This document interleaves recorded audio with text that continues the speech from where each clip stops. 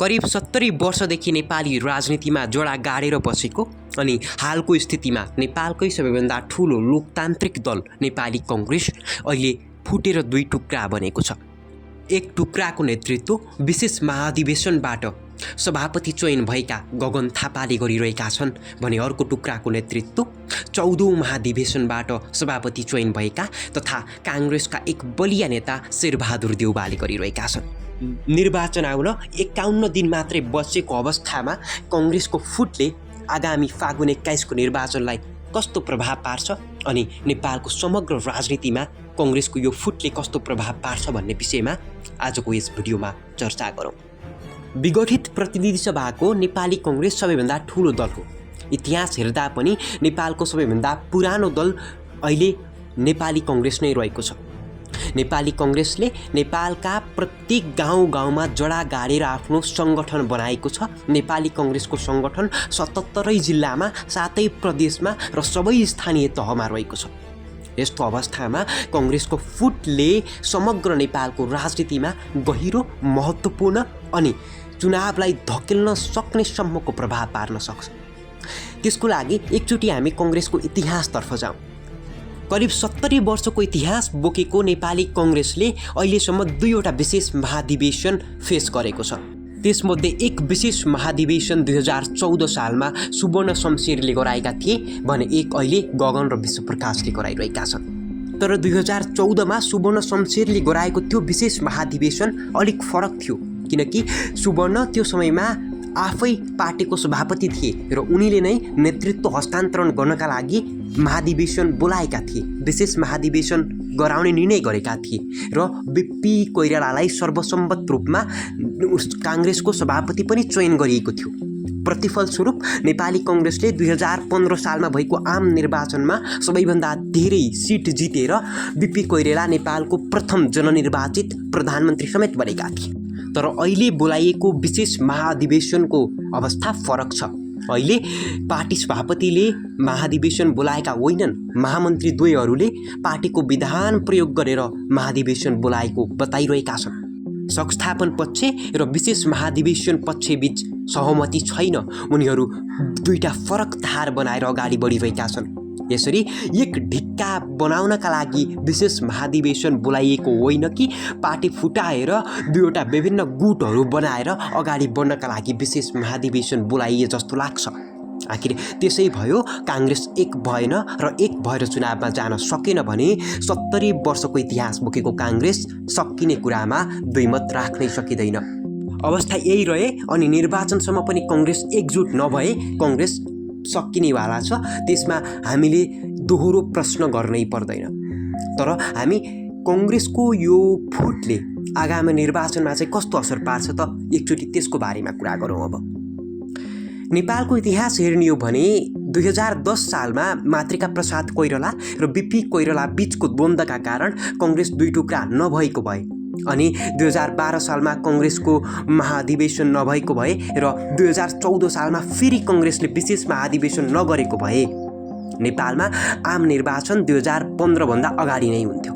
यानि कि नेपालको आम निर्वाचन 2015 सालमा सर्नुको मुख्य कारण नेपाली कङ्ग्रेस नै हो। त्यो समयमा नेपाली कङ्ग्रेसभित्र आन्तरिक विवाद नभएको भए अनि नेपाली कङ्ग्रेस एक ढिक्का भएर अगाडि बढेको भए नेपाली नागरिकले 2015 भन्दा अगाडि नै मत हाल्न पाउँथे, भोट हाल्न पाउँथे र नेपाली नागरिकले 2015 भन्दा अगाडि नै भोट हालेर जननिर्वाचित सरकार बनाएको भए 2017मा नेपालमा को पनि हुने सम्भावना एकदमै न्यून बन्ने थियो। तर त्यसो भएन। त्यसको प्रतिफल हामी सबैलाई थाहा छ। हामीले एकदमै लामो कुबेहोर्नु पर्यो। नेपाल लगभग धेरै वर्ष पछाडि धकेलिन पुग्यो पञ्चायती व्यवस्थाको कारणले गर्दा। अब हामी अर्को घटनालाई हेरौँ।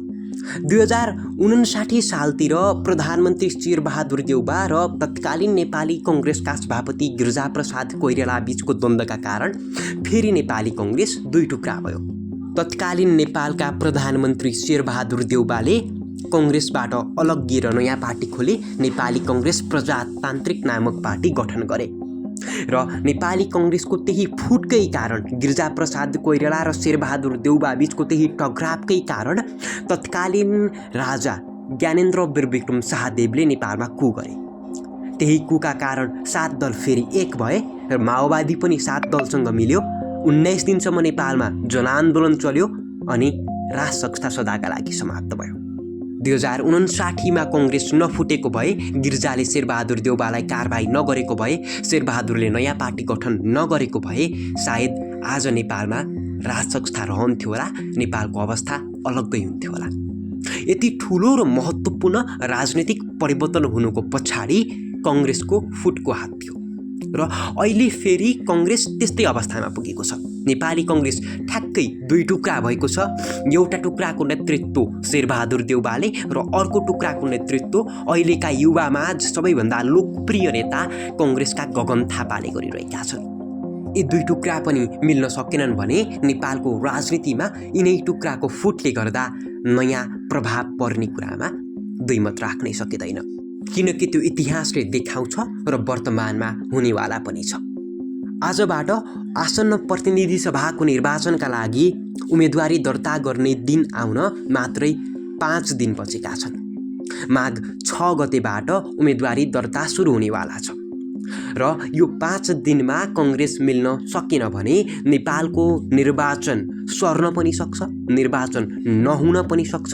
अनि मुख्य कुरा, कङ्ग्रेसको कुनै एउटा गुटले मान्यता पायो भने अर्को गुटले पूर्ण निर्वाचनलाई नै बिथोल्न पनि सक्छ। त्यसो भयो भने नेपाल आन्तरिक राजनीतिको चपेटाभित्र फस्नेछ, आन्तरिक राजनीतिको भुमरीभित्र फस्नेछ र त्यहाँबाट बाहिर निस्किन अवश्य पनि नेपाललाई अझ केही समय लाग्नेछ। भर्खरै भएको जेनजी आन्दोलनले गर्दा नेपाल आफैमा अहिले अस्थिर अवस्थामा रहेको छ। यस्तो अवस्थामा देशको सबैभन्दा ठुलो लोकतान्त्रिक पार्टीमै विभाजन आउनु अस्थिरताको अर्को कारण नबन्ला भन्न पनि सकिँदैन।